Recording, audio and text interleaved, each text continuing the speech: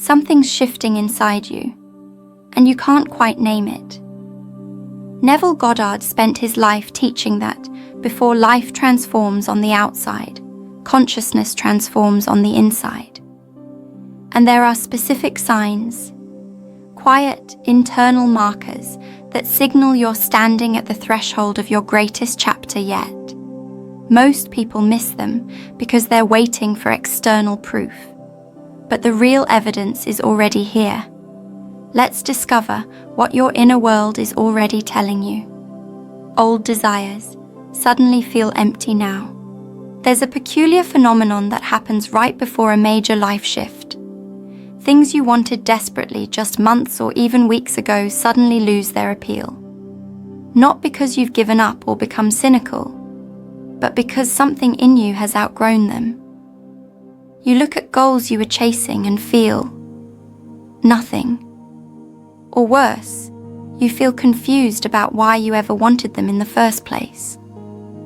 Maybe it was a relationship you thought would complete you, a job title you believed would validate you, a possession you were convinced would finally make you happy. And now, standing closer to actually getting it, you realize you don't want it anymore. That's not failure, that's evolution. Your soul is shedding old desires the way a snake sheds skin, because it's preparing for something bigger. Neville Goddard taught that desire itself is a moving target. What we want is always a reflection of our current state of consciousness. And as consciousness expands, the objects of desire naturally change. What satisfied you at one level becomes irrelevant at the next. It's like a child who desperately wants a toy, and then, upon receiving it, loses interest within days. Not because the toy changed, but because the child changed. They outgrew it, and that's exactly what's happening to you right now. The emptiness you're feeling toward old desires isn't depression or apathy. It's your inner being signaling that you've already moved beyond that level. You're no longer the person who needed those things, and your desires are catching up to your evolution. The uncomfortable part is that this creates a strange void. You're not attached to the old anymore, but the new hasn't fully revealed itself yet. You're in between, and that in-between space can feel disorienting, even frightening. You might wonder if you've lost your ambition, your drive, your passion, but what's actually happening is recalibration. Your entire value system is being rewritten at a foundational level. And once that process completes, once your consciousness stabilizes at this new level, desires will return. But they'll be different, higher, more aligned with who you're becoming rather than who you were. The emptiness you feel now is just the clearing before the planting. And what grows from this cleared ground will astound you. Detachment from outcomes. You once craved. Detachment is one of the most misunderstood concepts in spiritual teaching.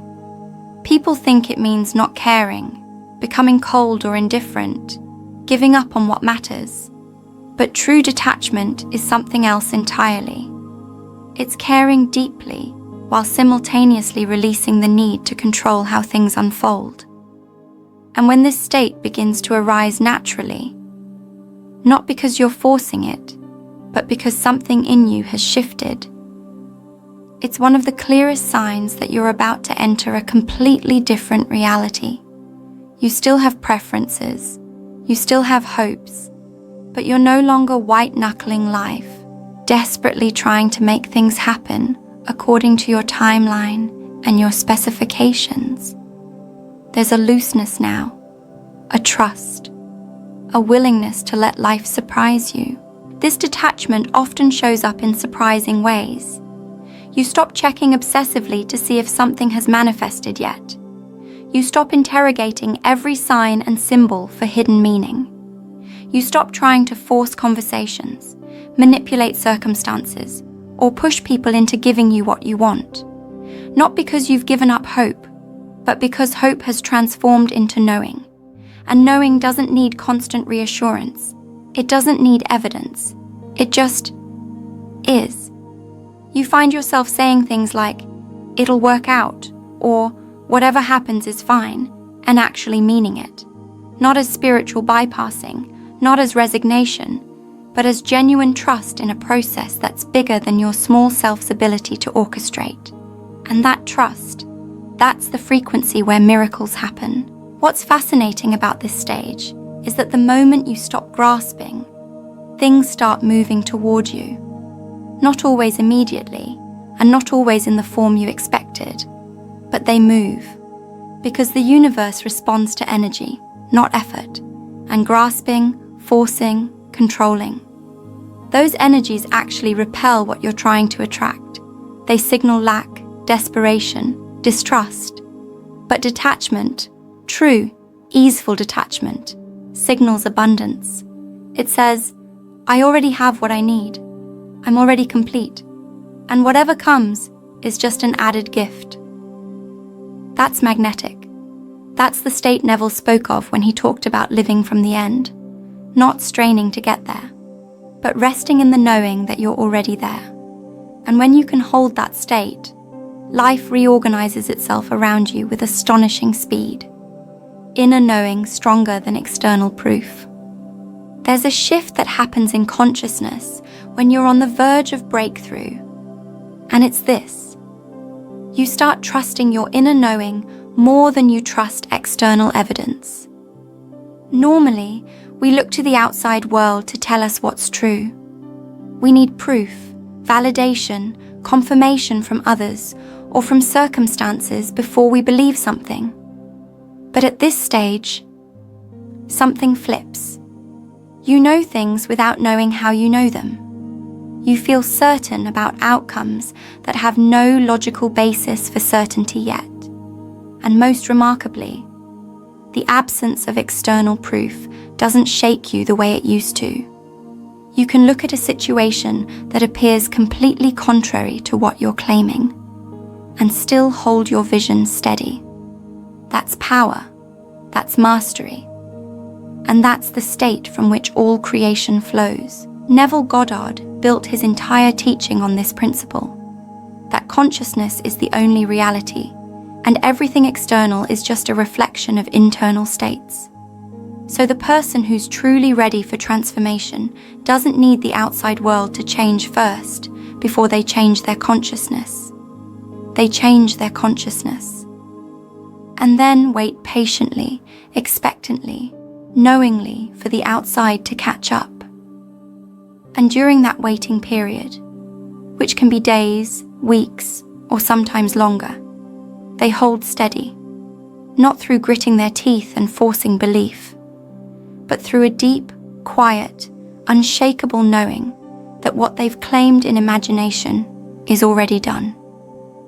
The external delay doesn't concern them, because they understand that time in the physical dimension doesn't move at the same speed as time in consciousness. This inner knowing often feels like remembering rather than hoping, like you're recalling a future that's already happened rather than wishing for something that might.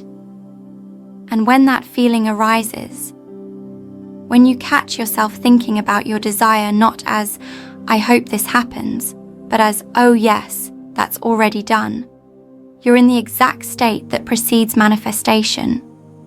The bridge is being built, the pieces are moving into place, and even though nothing visible has changed yet, everything invisible has. Your entire energetic signature has shifted, and the world, which is always listening, always responding, always mirroring, is about to mirror back this new you.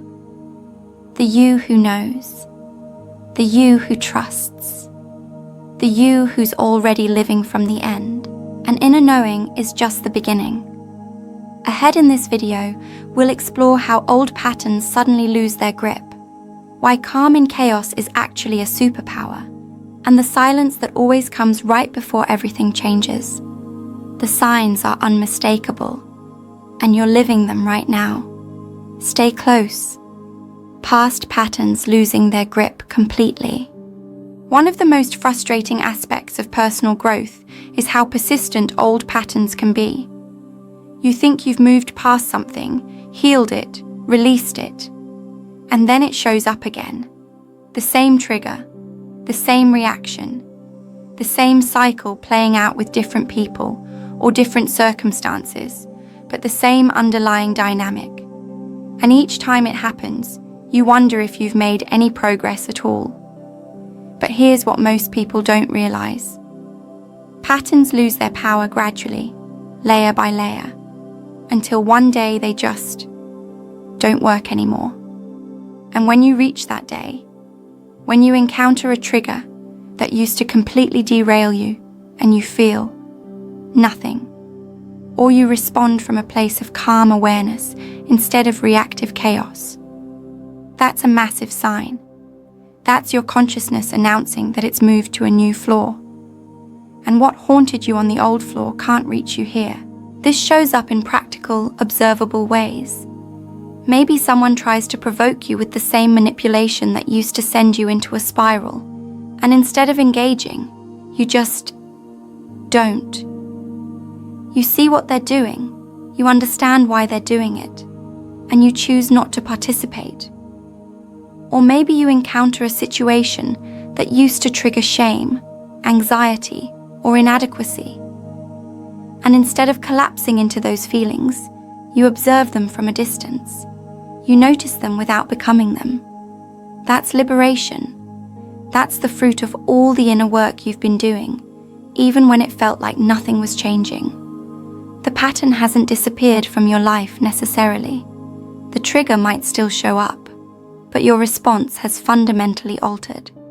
And in that alteration, everything changes. What makes this sign so powerful is that it's not something you can fake or force.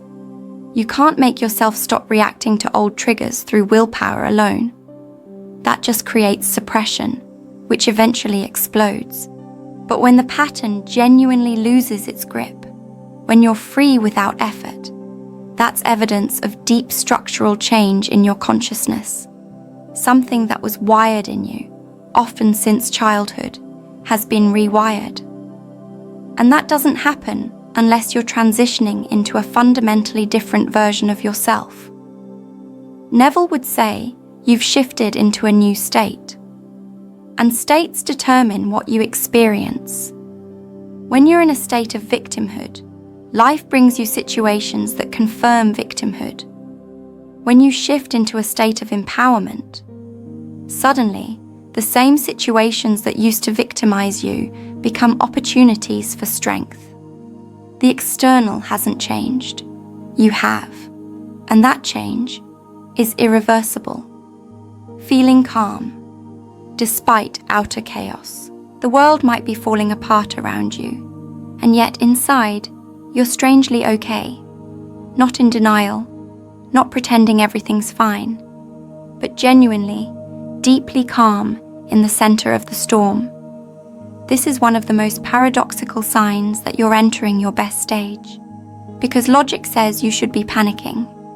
Your circumstances might be objectively difficult, finances tight, relationships strained, health challenged, future uncertain.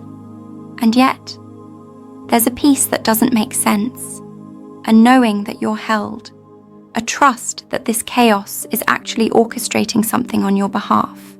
And that peace, that's not naive optimism, that's alignment. That's your soul recognizing that what looks like collapse is actually rearrangement. Neville Goddard taught that the external world is always playing catch-up to consciousness, and during that lag time, things can look worse before they look better. Old structures have to fall away to make room for new ones. Old relationships, jobs, living situations, they might crumble. And to someone still identified with the external, that feels like disaster. But to someone anchored in their inner world, someone who knows that consciousness is causal and circumstances are effect, the crumbling is just the shell breaking, the caterpillar dissolving, the old form releasing so the new can emerge. and they can witness it without terror. With sadness sometimes, yes, with grief for what's ending, but also with trust for what's beginning. This calm in chaos is deeply attractive to the universe because it signals mastery. It signals that you're no longer a victim of circumstances. You're a creator within them, and the universe responds to that frequency by accelerating your evolution. Things that might have taken years to shift suddenly shift in weeks. Opportunities that were blocked suddenly open. People who resonate with your new frequency start appearing, and all the while, you remain centered. Not because nothing's happening, but because everything's happening, and you've learned to ride the wave instead of being crushed by it. The calm you feel now isn't the absence of change, it's the presence of unshakable knowing, and that knowing is the foundation of your best life. Your imagination is working differently. Something subtle but significant shifts in how you use your imagination when you're approaching a major breakthrough. And it's this. Imagination stops feeling like work and starts feeling like play, like remembering, like visiting a place that already exists rather than trying to construct something from nothing.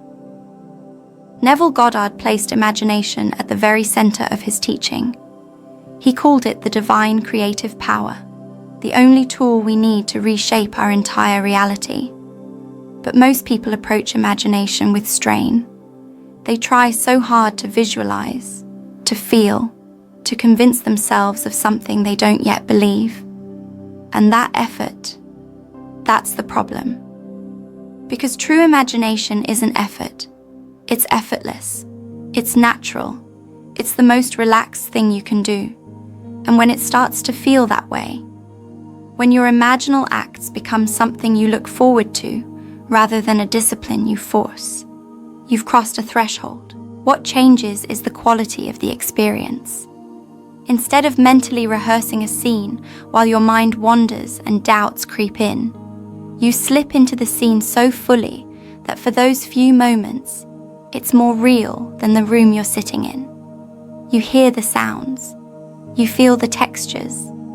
You sense the emotions, not as something you're trying to generate, but as something that's simply present. And when you come out of the imaginal act, there's no anxiety about whether it worked. There's just satisfaction, completion, a sense of that's done. And that feeling, that's the secret. That's the state Neville called living from the end.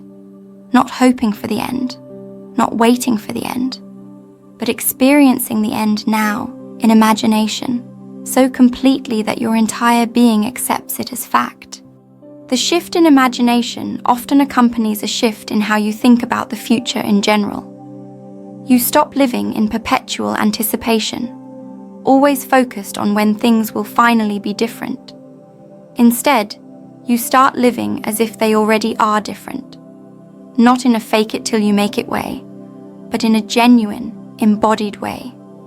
You catch yourself making decisions from the new state, speaking from the new state, moving through the world from the new state, and it feels so natural you don't even notice you're doing it until someone points it out, or you look back and realize, I'm not the same person I was even a month ago.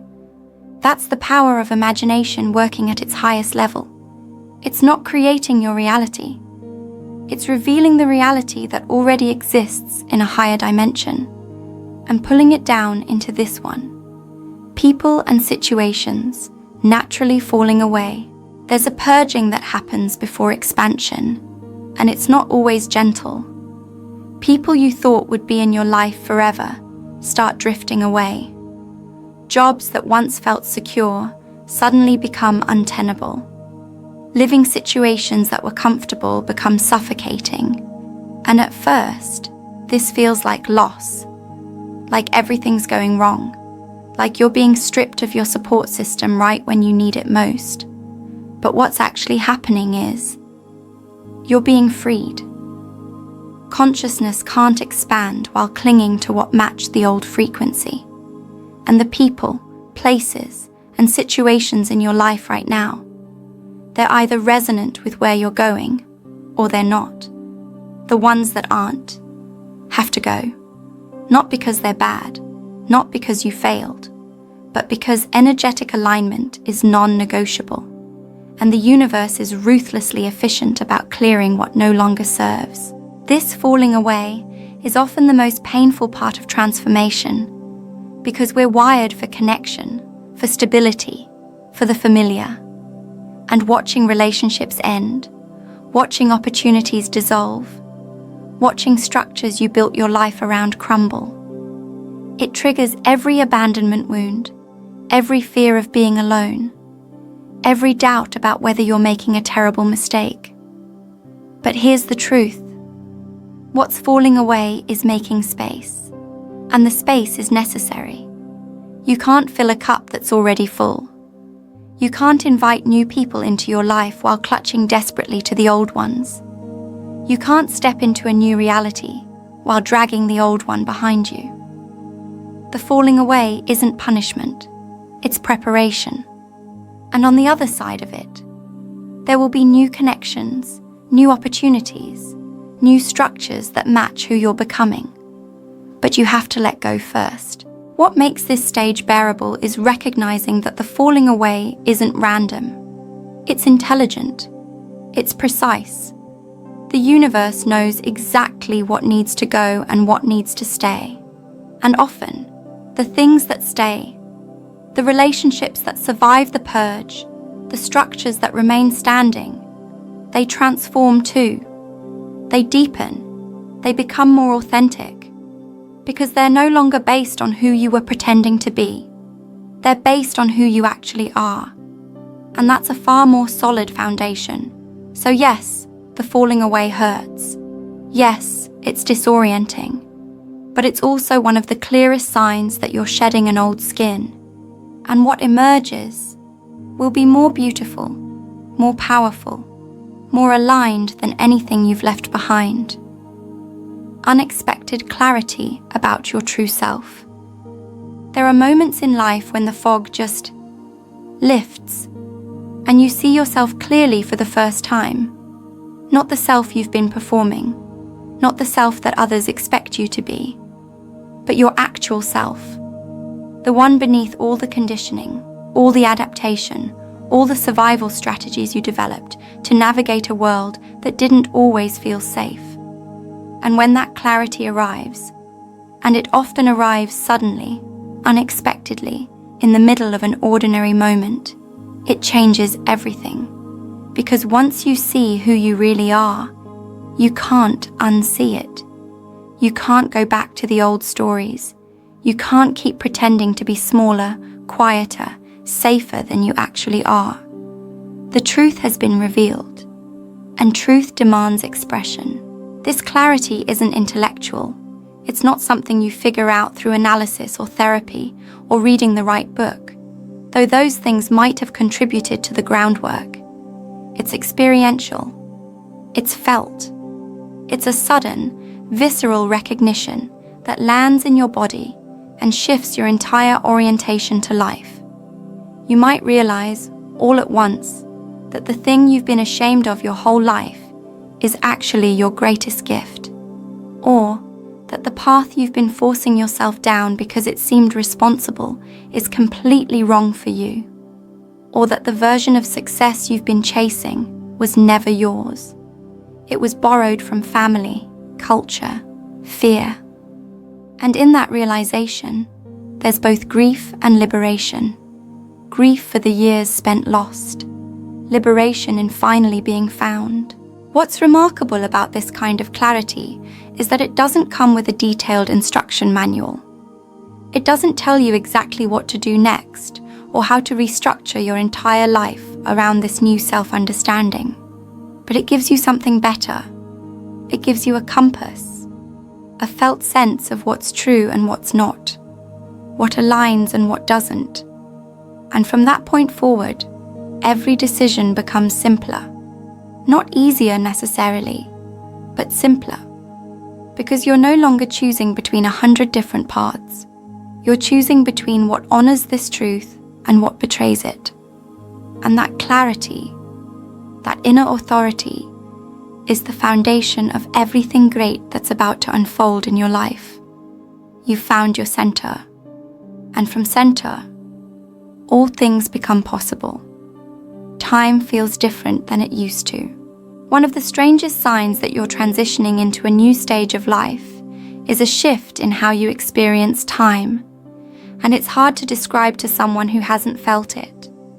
Time becomes less linear, less urgent, less tyrannical. You stop living in constant anticipation of the future or regret about the past. You're not obsessively counting down days until something happens or mourning days that have already passed. Instead, you're just here, present, engaged with what is, rather than what was or what will be. And paradoxically, even though you're not rushing, even though you're not straining toward the future, things start manifesting faster. Time compresses. What used to take years seems to happen in months. Synchronicities accelerate. The gap between desire and fulfillment shrinks. And you realize, time was never the obstacle. Your relationship with time was. Neville Goddard spoke often about living from the end, about assuming the wish fulfilled now rather than postponing it to some future date. And when you truly embody that teaching, the experience of time shifts dramatically. You stop waiting, because waiting implies that the thing you want is out there, in the future, separated from you by time. But when you live from the end, when you claim it in imagination as already done, there's nothing to wait for. You're already there, and your physical reality is simply catching up. That doesn't mean you become passive or stop taking action, but the action you take comes from a different place, not from lack, not from, I need to make this happen, but from overflow, from, this is already mine, and I'm simply moving in alignment with what's already done. The shift in time perception also brings a kind of peace that's hard to articulate, because so much of human suffering comes from time-based thinking. We're either anxious about the future or depressed about the past. We're rarely at peace with the present. But when time loosens its grip, when you stop living as a prisoner of the clock and start living as a resident of the eternal now, suffering decreases dramatically. Not because your life becomes perfect, but because you're no longer torturing yourself with narratives about how long things are taking, or how much time you've wasted, or how little time you have left. You're just alive, right now. And that aliveness, that full presence, is the soil from which your best life grows. Not in some distant future, but here, today, in this very moment. The silence before the breakthrough. There's a phenomenon that happens right before a major breakthrough, and it's the opposite of what most people expect. Things get quiet, not chaotic, not loud, quiet. The noise that was swirling around you, internal and external, starts to settle. The obsessive thoughts slow down, the emotional turbulence calms, the external drama decreases, and you enter a space that can feel like nothing, like stagnation, like maybe you've lost momentum or fallen off track. But what's actually happening is gestation, incubation, the silent period before birth. And if you misinterpret it, if you panic during the silence and try to force something to happen, you can interrupt the very process that's about to deliver your breakthrough. This silence is sacred. It's the universe holding its breath before the exhale. It's the pause between the old and the new. And it requires trust, because nothing visible is happening. Your manifestations haven't arrived yet. Your circumstances haven't shifted yet. And if you're measuring progress by external markers, it looks like nothing's working. But if you've developed the ability to sense internal shifts, If you can feel energy even when you can't see evidence, you'll recognize this silence for what it is. Preparation, the final adjustment before everything clicks into place, the last bit of clearing before the new reality can fully anchor. And the best thing you can do during this phase is nothing. Not nothing in the sense of giving up, but nothing in the sense of resting.